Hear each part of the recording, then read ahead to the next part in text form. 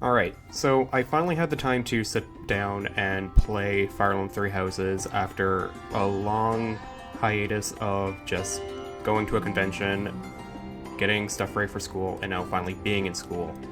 But I finally sat down, played the game. I finished at least one of the routes, and now I feel comfortable enough to actually talk about the game and just give out my honest thoughts on the game. Consider this somewhat of a review, just if it's worthwhile or not. I have played previous Fire Emblem games before. I played some of the Fire Emblem games on the GBA. I've played all the 3DS ones. So Fire Emblem Awakening, Fire Emblem Fates, Shadows of Valentia, and if we really want to go that far, Fire Emblem Warriors. And Fire Emblem Awakening is actually also one of my favorite games of all time. So I do have a history with the series. I did find Fates to be disappointing because the game did feel like a rehash of Awakening, and whatever original ideas it did have just falling flat, and unfortunately the story was unfortunately scattered, and I don't think I see myself replaying it in the foreseeable future. I was happy with Fire Emblem Echo Shadows of Valentia. It managed to surpass my expectations, and the ideas it took from Fates, I find they made it better in Shadows of Valentia.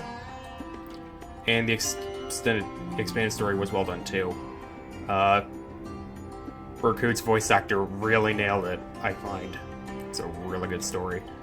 And for the record for this review, I'm not going to be posting, like, the footage you're going to be seeing in the background is going to be from the early game. I understand the game's been out for a month and more now by this point. Possibly more whenever you're watching this. But I just feel like I'll keep spoilers to a minimum and just show like an early chapter in the game instead of like showing like endgame stuff to spoil. So, how is Fire Emblem Three Houses then? All seriousness, I like it.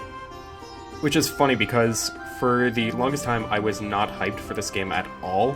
I just seemed to have no interest in it, and it was only until like a week before the release before I started telling myself maybe I am kind of excited for this game. Because it does kind of seem like it's taking inspiration from some of the better Fire Emblem games. And the original things it does do, I think it does really well, thankfully. As for the story and the setting, you don't need to play other Fire Emblem games to get into this one. It's its own separate canon entirely. This game takes place on the continent of Fodlan and is controlled by 4-ish factions. Technically 3, the Adrustian Empire, the Kingdom of Fargus, and the Leicester Alliance, and then at the center of it all is Garrod Monastery, which is controlled by the Church of Saros. And I say controlled-ish because the Church of Saros just kind of has its hand in all of the other empires on the kingdom. Or on the continent, I should say. What I did find cool about the story is that every route is different in some way, shape, or form, and I do find the stories for all of the routes to be engaging. Everyone has a reason for fighting. Every of the main characters, you say the lords, for example, they all have agency. They all have, like, that kind of idea of, like, I don't know what I'm doing is right, but I have no choice but to press onwards and do this, and I feel like it's done better here than it was done in, say, Fates, for example. Because Fates just felt shoehorned in with, like, its dark tones and, like, darker presentation for some aspects. Any side can be a legitimate villain. I just find it to be engaging, and I think the voice actors are really well done. Shout out to Claude's voice actor for just going full-on ham by doing some other stuff. And I also want to bring out, like, Setif's voice actor for just kind of going ham with the whole, like, I have a request memes on Twitter, which was fantastic. I love that. But I digress. Gameplay is split between 2 different kinds of modes. First off, there's school mode, which is more of a life sim, where you will be upgrading your skills, you'll be upgrading your party members, you can change their classes so that you can make them into better classes, or revert them to different classes, because from a gameplay standpoint, there are reasons to keep them into their basic classes, but I'm not going to tell you how to play this game. There's a lot of ways to cheese the game, or the gameplay if you really know what you're doing. I'm not the one to ask, so please don't ask me. Do what you want to do. I'm not going to stop you. What else did I want to say about this game? There is also the option to bond with certain characters. One thing you can do is by raising the bond with characters that aren't in the house you chose, you can possibly recruit them, save for a select few for story reasons. I'm not going to get too much into that.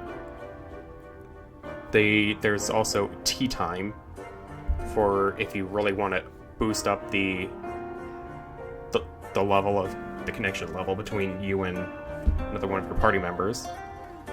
I don't think I enjoyed the tea time nearly as much, but I think it was better than what they did in Fates, which was just a kissing minigame in Japan, and then God knows what they did, and I think it was just a small little confession they did in Fates.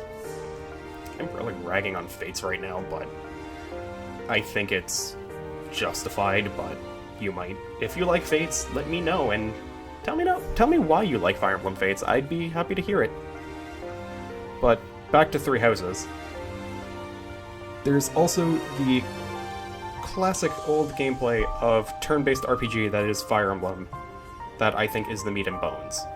And I think it's really well done here. They did get rid of the triangle mechanic, or axe beats spears, spears beat swords, and swords beat axes. But other than that, I don't really know what they changed with that. The new stuff they added, like the gambit system, I really thought was neat. It really adds more options for risk and reward in the gameplay. But one of my biggest drawbacks from that comes from the fact that I don't know how many people are going to use that, because some of the maps can get not really tedious, but trivial or pointless. There's a lot of instances where you can easily travel the map in like 2 to 3 turns, immediately kill the boss, and then just end the fight immediately. And I think to myself, like, that can get a little bit boring at times. And there are instances of some enemies that have multiple health bars, and this is a classic thing in other Fire Emblem games, but with those ones it felt justified, whereas I can easily beat this guy. Why does he have like extra health bars? This is wasting my time. And when you're playing Fire Emblem portably, you don't really want to waste time or spend an hour on a single like map. You want to get the map done in like 5-10 minutes. So it gets a little bit annoying when you have to do it that way. But other than that, I think I really do like this game. The maps aren't nearly as bad as they were in Fire Emblem Gaiden for the NES or Fire Emblem Echoes, because Echoes suffers from being the remake, which means it still has the maps from Gaiden. But other than that, I really do like this game, though. I find it's really well done. I like a lot of the characters. The music's fantastic. And I really did enjoy the gameplay when the gameplay really got good. It was really engaging to me. I think I can easily recommend this game, and I can easily recommend this game to other Fire Emblem fans and even newcomers. But I do think some die-hard Fire Emblem fans that might not be the biggest fans of this game. But for what it's worth, I really liked it.